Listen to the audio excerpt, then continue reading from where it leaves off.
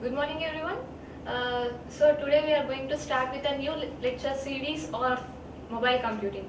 So in the previous class we have dealt with the concepts of these concepts.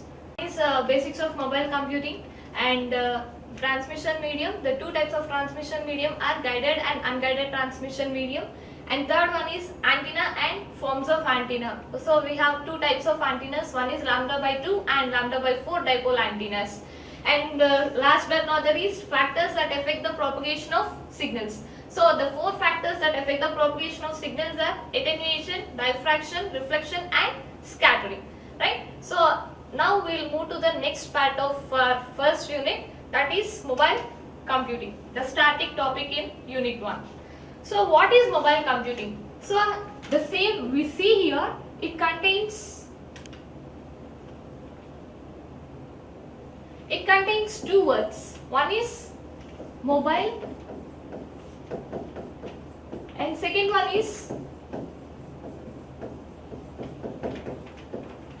computing. So what is meant by computing? Computing means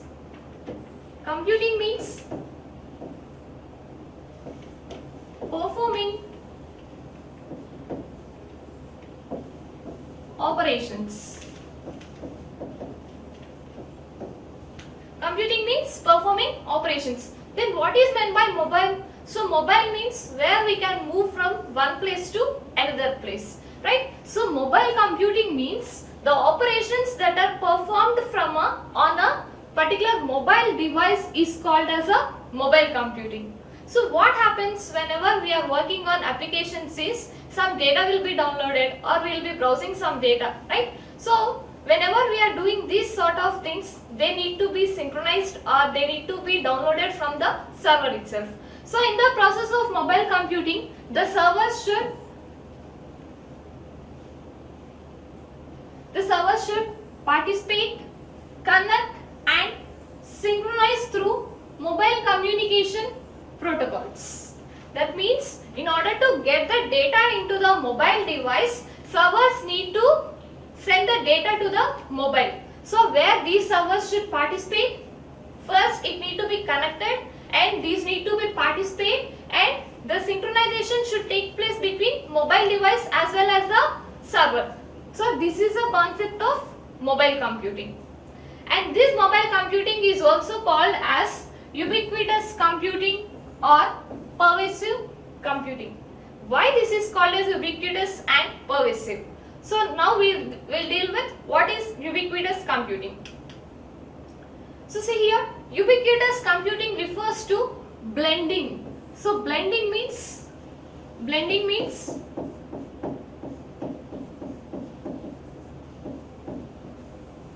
mixing.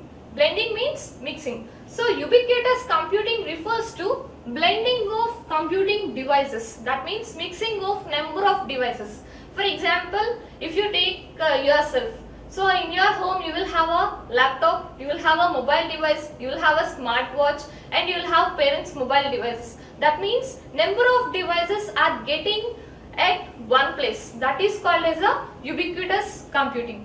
Once see the definition, blending of computing devices with environmental objects is called mobile computing. Okay.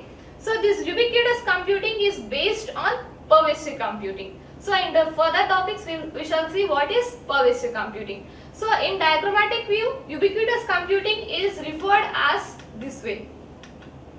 So see, one user and that user will have a multiple devices. This is called as a ubiquitous computing. Okay. Next. Now what is meant by pervasive computing? So pervasive means, so wherever we move, that mobile device or that particular device will be present with ourselves. So for example, take your mobile. So if you move somewhere, will you be able to carry that mobile or not? Obviously yes. That means, so if you are able to carry that mobile to some other place or every part wherever you go, that sort of computing is called as a pervasive computing. So it is existing in all parts of a place or thing is called as a pervasive computing. Okay. Right. Next thing is, so before getting into the pervasive computing, it needs to have three characteristics. One is transparency, and second one is application aware adaptation, and third one is environment sensing ability. So now if the mobile device or whatever the device we see, if that device has these three characteristics, we call that type of computing as a pervasive computing. Okay, so let us discuss this one by one. So first one, transparency. So generally what is meant by transparency? Transparency means visible. Okay, so in the sense of mobile computing, this transparency is called, this transparency is termed as invisible computing. Why this is invisible in this point of view? So see, whenever you are buying a smartphone, you are just using that, you are just downloading the applications and you are chatting with your friends, you are making a phone call and everything, whatever you want to do, you are doing in that mobile. But if you want to know the basic details of a hardware, right, how the system is being designed, how the buses are present, how the hardware is fixed on that motherboard, so these internal details are hidden from the user. You will not be able to know, right? So that is why this pervasive computing is called, has a characteristics of transparency. Here transparency means invisible. Okay, next.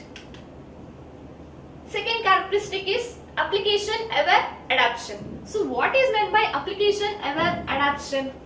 Application aware adaptation. Adaptation means making ourselves. Application means whatever the applications, whatever the softwares you use in your device is called a application. So what is meant by application aware adaptation in this sense means, so if your mobile is connected to internet and you are browsing something, okay, when you browse something, that data will be stored in cache. So cache is a temporary buffer area.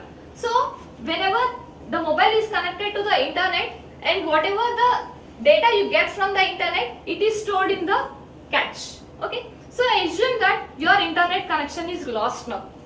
So will you be able to reload that pages? Obviously yes. Whatever the recent pages you have seen till now, you will be able to get the data. But before, if it is past 2 days, will you be able to see that?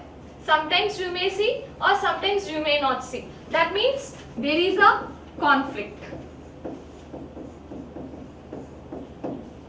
So if this sort of conflicts occurs, what happens means, so there will be a manager called, manager called application specific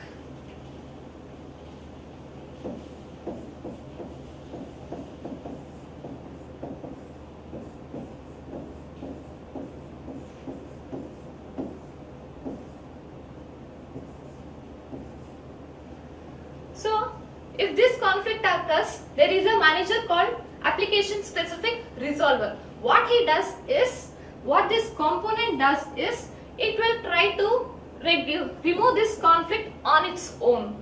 Okay, if this conflict is successfully removed, it will not show you any pop-up. If this conflict is not successfully removed, the user needs to repair it manually. That means based on the error we get or based on the application the resource it meets, so this is going to adapt the resources. And next one is environment sensing ability. These days smartphones are coming with the concept of fingerprint sensors, cameras, weather sensors, GPS, gyroscope, magnetometer. All these type of sensors are obviously embedded in the smartphones. So based on these characteristics, we are going to define mobile computing as a pervasive computing. So next we shall see what are the applications of mobile computing. So the applications of mobile computing are music, video and ebooks. Second one is mobile check. Third one is mobile commerce. Fourth one is mobile based supply chain management. And fifth one is smartphone. And sixth one is BlackBerry Enterprise Solutions. Now we shall see these details in elaborated way. So first one is music, video and ebooks. So today every smartphone has a capability to listen to music, to listen to video and to read ebooks, but these will be done in a simultaneous way, in a parallel way, right? But if you consider the concept of iPhone, iPad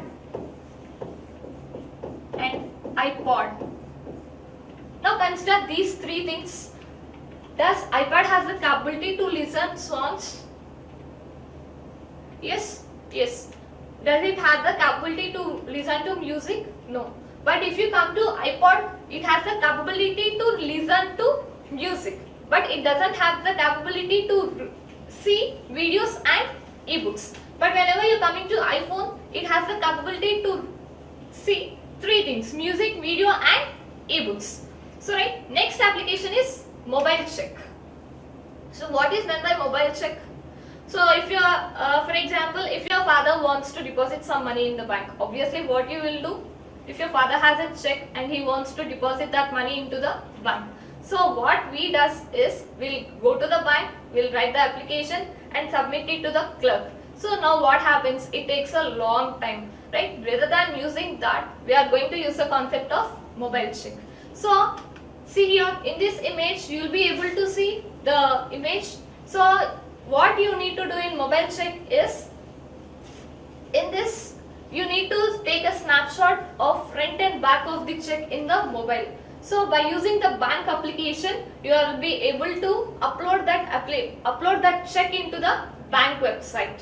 Okay. So what happens is, immediately you will get a transaction ID. So if you get transaction ID, that particular transaction will be processed in a few minutes of time. Okay. So currently ICICI Bank is using this concept of mobile check. And next one is mobile commerce. So as a CSE student, you will be aware of, you will all be aware of these mobile commerce website like Amazon, Flipkart, eBay, Starbucks, everything, right? So what happens in mobile commerce, if you want to order a specific thing, so you will add that to the cart and you will make a payment. So if you make a payment, if it is your debit or credit cards, it will ask you for OTP. So if whatever the OTP you enter, immediately the authentication takes place in the server itself and money gets debited from the account itself. That is the example for mobile commerce applications. And third one is mobile supply chain management. So what is meant by supply chain management? So supply chain management means, so in operating systems you will be aware of producer consumer problem. You will have, in operating systems you have producer consumer problem. So what is producer consumer problem?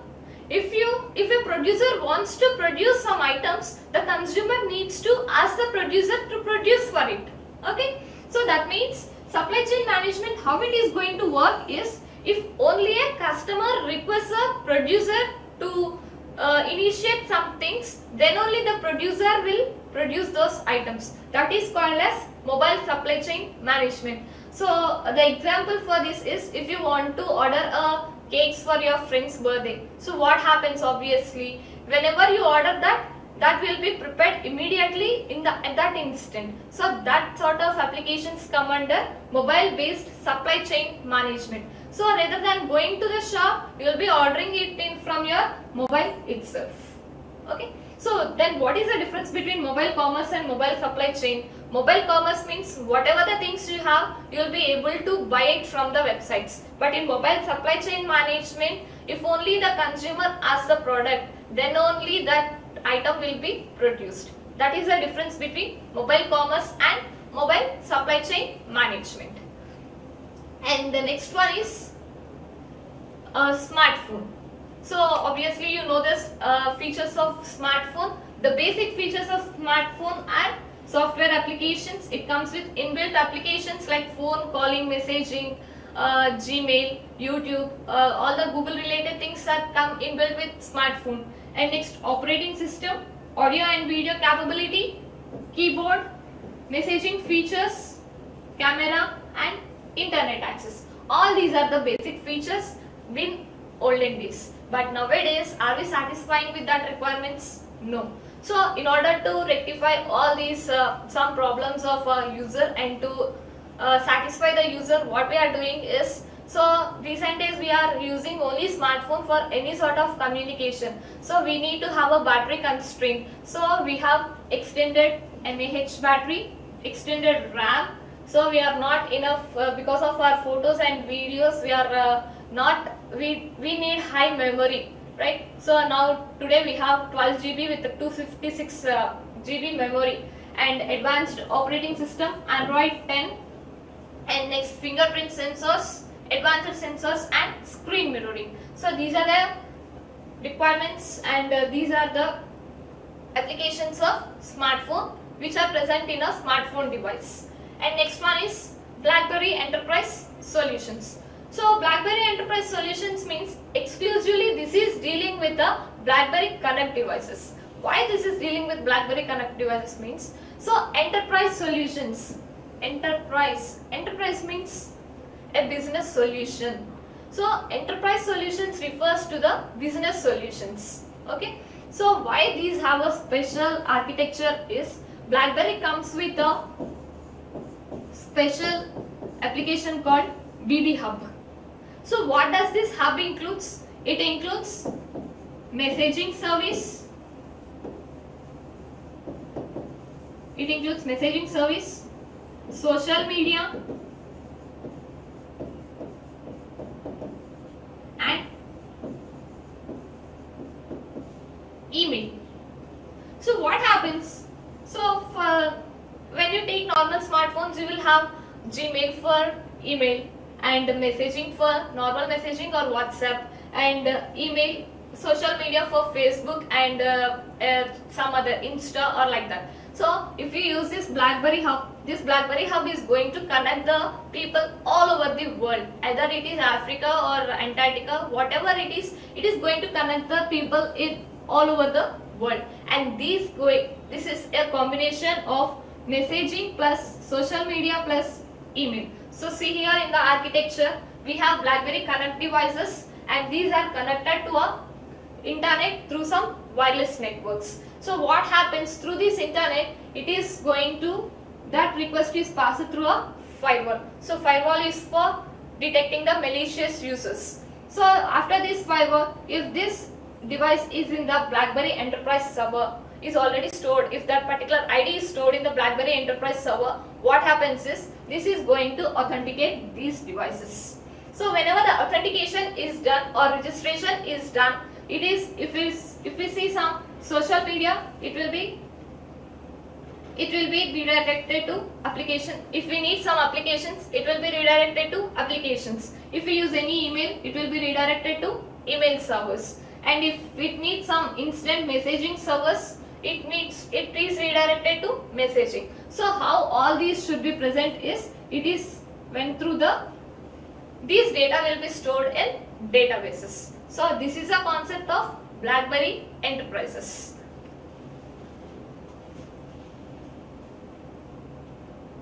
Okay. So these are the applications of mobile computing. One is music, video and ebooks. Second one is mobile check. Third one is mobile commerce. Fourth one is mobile supply chain management. Fifth one is smartphone. And sixth one is enterprise solutions. So rather than having advantages, we have many advantages while using a smartphone. So let us see what are the disadvantages of using this mobile computing system. So these are the limitations for mobile computing. Okay. So first one is resource constraints. So as our mobiles come with a limited battery capacity, that means it might be a 4000 mAh or 6000 mAh. Whenever we use it continuously, the performance gets degraded and battery charging will be degraded, right? So if that degradation is to 0%, can we use our mobile? No, right? So in the resources constraints, battery is one of the main requirement for the concept of mobile computing. Okay. Next thing is interference. So if we have so what is meant by interference? Interference means collision of signals. It may happen in wireless network. It may or may not happen. If everything is correct and if the service provider has high bandwidth, they don't have any interference problem. But whenever you are working with low bandwidth and whenever you don't have any signals, then interference problems will take place. So which is very high in mobile wireless architectures. And third one is bandwidth. If the service provider is not going to provide you with high bandwidth, there will be a problem, so that everyone doesn't have the capability to use that requirements. Okay, so that is about bandwidth. And next one is dynamic changes in communication environment. So if you consider it as a hot sunny day, how the signals will be, those will be very strong and very high signals, even though you are in some remote area. Sometimes even though you are in some remote area, the signals will be strong. But if the weather is not in a good condition, it means very rainy and heavy wind, in that sort of conditions, there will be many damages in link delays and connection losses. And next one is fifth, network issues. So why we are saying it as network issues? So if you consider these dynamic changes in the environment, we will be having many network issues. So if you are traveling along the roadway from some Guntur to Tenali, what happens? In the middle of this journey, some connection loss may occur, or connection will be lost and we need to call again, right? So that those type of things are called as a network issues, which deals with discovery of connection and service to destination. Either it will connect, the call will connect automatically, or we need to again call to that particular person. Those are the network issues of mobile computing. And next one is interoperability. Interoperability means if you change from state to state or from this state, from India to some other country, what happens? Whenever you go there to some other country, you need to take another SIM card. So why? Because there are certain standards and protocols for our India, and there are some other standards and protocols for America. So due to the variation in protocols and standards, so in order to maintain communication, we need to have the main concept is interoperability. Okay, and next thing is security. So security deals with whenever we are working on a smartphone, we will be dealing with many contents. Either it will show a pop-up like whether we need to download this or not. Sometimes it will show you a pop-up like it harms your computer or it harms your device. That means there is a security breach while downloading the applications. Okay, so these are the limitations of mobile computing. So the concepts we have seen in this video lecture are: first thing is mobile computing definition, and why it is called ubiquitous or pervasive computing. And second one is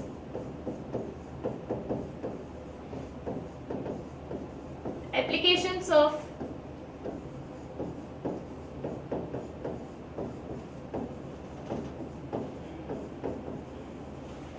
mobile computing, and third one is